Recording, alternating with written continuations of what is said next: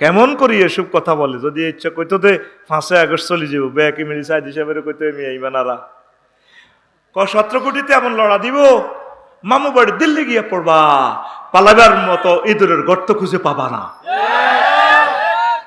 তাইলে বোঝো আলেমেরা কি জিনিস, কেমন করি এটা বলে।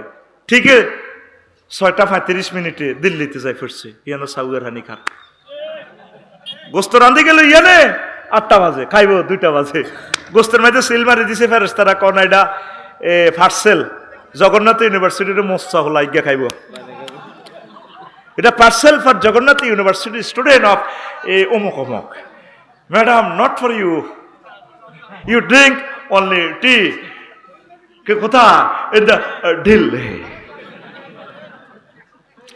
দেখেন ওলামায়ে কেরামের বদদুয়া লাগে, ওলামায়ে কেরামের মনে কষ্ট দিয়েন না, চুপচাপ বয়ান শোনেন।